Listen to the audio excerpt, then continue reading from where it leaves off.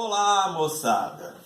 Vamos falar hoje dos ácidos carboxílicos, a principal função orgânica. Vamos para a aula?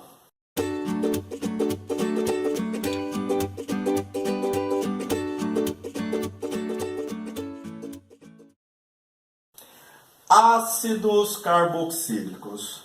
O que possui os ácidos carboxílicos? Um grupo funcional chamado carboxila, COOH, ou COOH. Do que é feito um grupo funcional carboxila?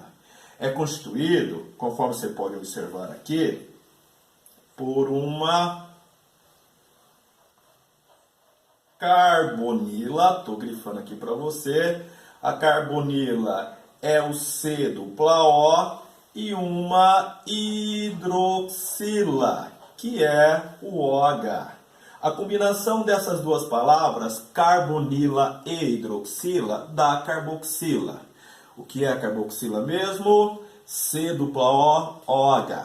Você vai observar que o carbono da carboxila será sempre o carbono número 1 de qualquer composto orgânico. Portanto, a carboxila estará sempre na extremidade de qualquer cadeia orgânica. Veja só, amiguinhos, como é que vamos fazer para dar nome para os ácidos carboxílicos? Como toda substância ácida, seu nome deve iniciar com a palavra ácido. Depois, você vai indicar o número de carbonos que existe na cadeia principal. Bom, chamamos esse número de carbonos de prefixo. E se for um carbono, a gente fala met, 2-et, 3-prop, 4-but e assim por diante.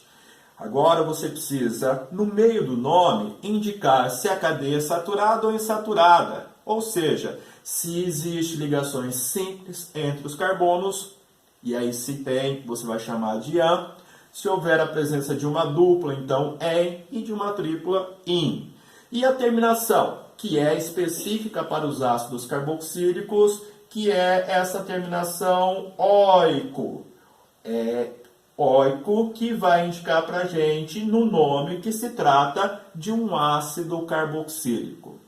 Olha o nosso primeiro exemplo. Você está vendo aqui na forma estrutural a presença de um único carbono.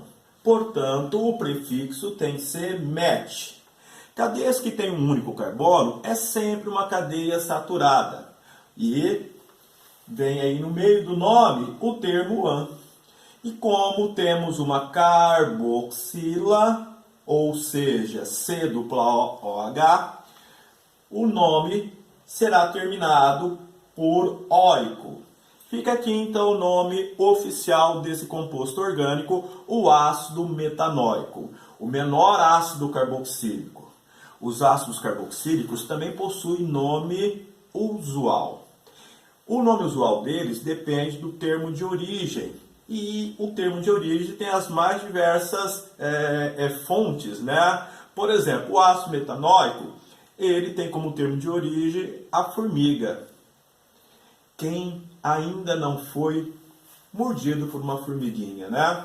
A formiga é esperta, ela vai lá com as suas presas, faz na sua pele um pequeno corte e deposita ali o veneno. E o veneno tem na composição dele o ácido metanóico. E o ácido provoca uma pequena queimadura, que você sente então um ardor, uma vontade de coçar, não é? Não aconselho, você vai acabar aumentando a eficiência da mordida da formiga. O que eu aconselho é você lavar com água e sabão. Como o sabão é base e o veneno da formiga é ácido, o sabão consegue neutralizar em parte este veneno. Bom, o nome usual depende do termo de origem, que é formiga, e portanto o nome usual dele é ácido fórmico. Aqui na figura você está vendo uma pessoa que foi mordida pela formiga e aí você vê na pele dela um certo inchaço, né? Provoca um processo alérgico. Mas o que a urtiga tem a ver com essa história, tem a ver com ácido metanóico? Na folha da urtiga você vai ver que tem uns pelinhos. E nesses pelinhos tem a presença do ácido metanóico. Então, se você estiver no campo, né, numa lavoura, ou até mesmo no meio da mata, e tiver essa urtiga, se a folha dela esfregar a sua pele, não será uma sensação boa, né? Você vai sentir a mesma coisa que quando sente ao ser mordido pela formiga, ok? Bom, gente, apesar de tudo, as formigas são sensacionais, né? E elas trabalham muito bem em grupos. E quando a gente observa um formigueiro, a gente vê que as formigas, elas sempre andam uma atrás da outra, né? Se orientando por um cheiro que elas vão deixando, que a gente conhece com o nome de feromônio de recrutamento. Elas se orientam da comida até o formigueiro por esse cheiro. Quando você vê uma carreirinha de formiga lá na sua cozinha, aquela formiguinha que a gente chama de formiga do açúcar, e de repente o seu coraçãozinho peludo fica com vontade de dar uma sacaneadinha lá nas formigas, você vai lá e passa o dedinho no meio da fila de formigas e vê elas se perdendo no caminho. Você foi lá e tirou o feromônio. Aí a formiga, passado um tempo, consegue recuperar o caminho. E o seu coraçãozinho peludo faz com que você vá lá de novo e passe agora várias vezes o dedinho, né? Para ver se elas não conseguem mais reconstruir o caminho. Bom, essa ideia do feromônio de alarme, que também é um ácido carboxílico, pode ser retratada melhor num desenho animado muito, muito legal, que é Vida de Inseto. Olha bem, dá uma olhadinha no próximo slide. Essa figura aqui mostra uma parte do desenho da vida de inseto. Olha, vou passar um pedacinho para você ver.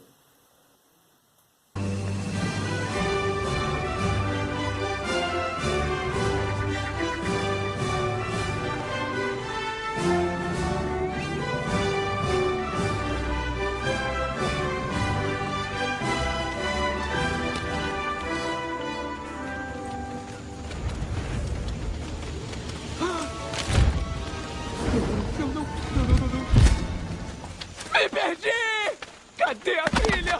Eu estou vendo mais a luz. O que eu faço? O que eu faço? Socorro! Vamos empacar aqui pra sempre. Nada de pânico! Nada de pânico! Somos profissionais treinados. Fiquem calmos, vamos dar a volta na folha. Dar a volta na folha? Eu acho que não vai Ah, dar. bobagem! Isso não é nada comparado àquele galho em 93.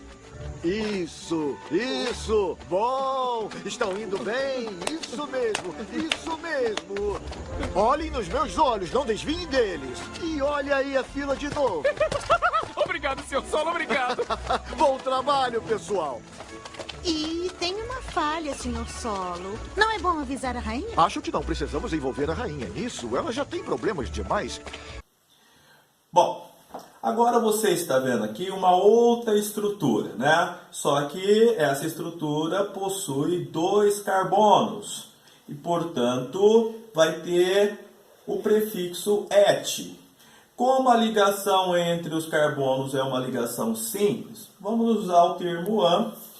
E como tem a presença de uma carboxila, o nome vai terminar em "óico", ficando então ácido etanóico.